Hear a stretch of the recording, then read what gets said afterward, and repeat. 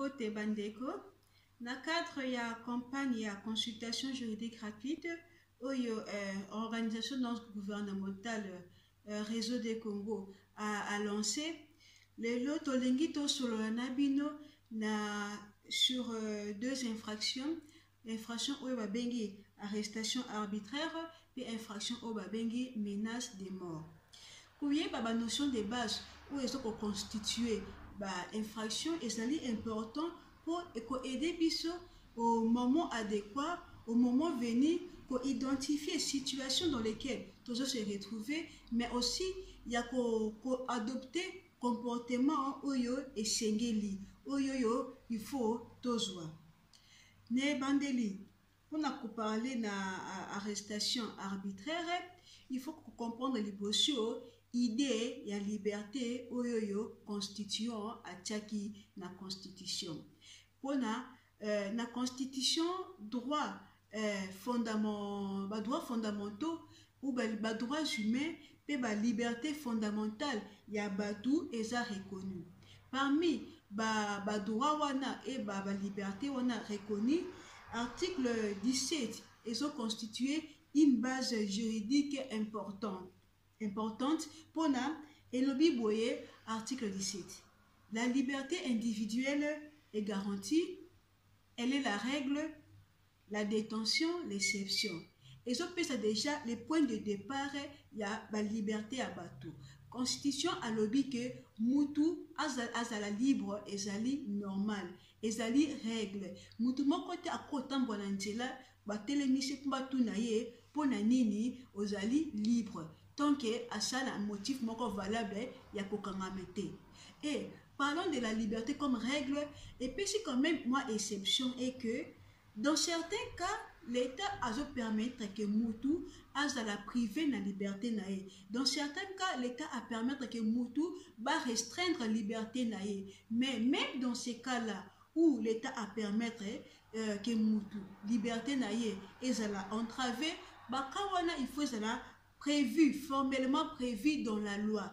Et cause à la kakaboyete, il faut pas justifier. Ce qui va être au kangayo, il faut pas justifier motif ba ko kangayo, motif wana il faut un fondement moko boye légal, motif wana il faut ça esalma pe na ba arrestation na pe esalma na ba forme moko boye e oyo mibeko et lobby.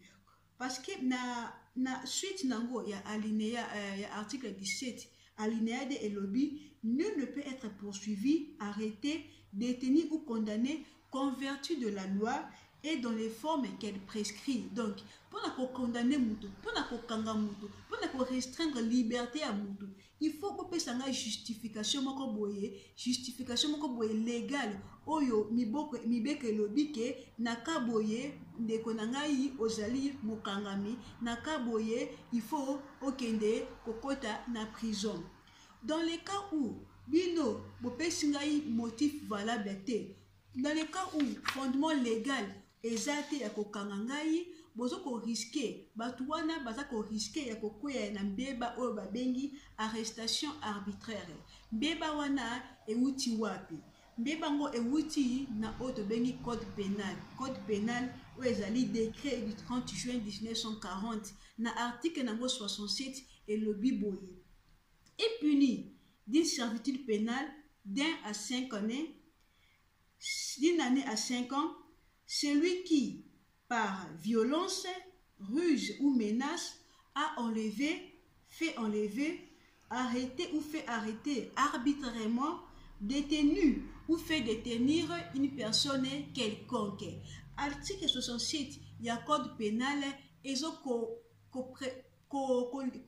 bannir toloba, et bannir arrestation arbitraire, et bannir entrave à liberté à Moutou. Ceux qui ont enlevé ngai, ceux qui ont arrêté ngai sans motif valable, au pays nakaya arrestation arbitraire, n'a pas droit ngai de poursuivre yo, pe osape capable d'être condamné d'une peine d'emprisonnement qui va d'une année à 5 ans. Mais loi ezoloba enlèvement na arrestation. Différence est entre les deux. Quand on parle d'enlèvement, idée ezokoye la biso ezali Moutou oyoyo azoko entraver liberté na ye, qualité na ye, azali nani, azali ne kaka simple citoyen, azana autorité mon côté, azana droit mon côté, ya kokanga yo, mais à se permettre soit atindi batu bakende kokanga yo, wana bapelaka enlèvement.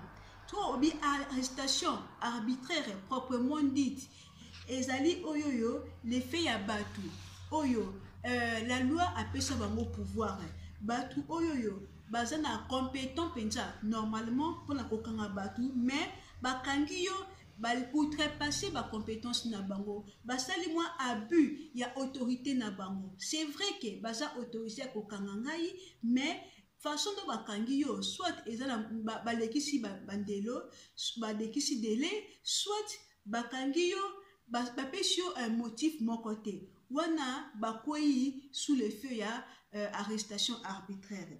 Quel est les moyens bako utiliser? La loi a lobby soit ruse, soit menace, soit violence. Violence ezalaka physique ou morale, mais la violence morale s'approcher plus na tromperie na ruse. Violence physique ezali soko bajuyo na makasi ba utiliser force physique pour na ba mema yo sans volonté na yo, sans consentement na yo et si kamboko boye. Ruse ezali tongo ba utiliser ba moyen moko boye ko kosa ba tromperie pour na ba mema yo et si ka yo oningi okende te.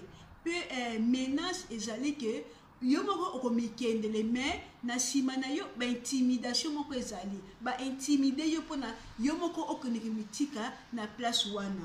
Dans tous les cas, tu peux na sous ya à peine arrestation arbitraire, sanction oyo ozako encourir ezali peine d'emprisonnement qui va de 10 années à 5 années de prison. Mais peine wana ezali fixé, eza figé. Et le juge a évalué par rapport à la circonstance où il y a arrestation arbitraire et salamaki. Il y a des circonstances où il y a qu'on faire aggraver makambo. Par exemple, où il y a torture corporelle. Et allez réprimandé dans l'article alinéa 2 et l'article 67. Quand on va utiliser torture corporelle pendant que aux alaki na détention wana peine et cause la source d'une année à 50 ans échangé et comment de 5 ans à 20 ans et commis grave au s'enfoncer les sources.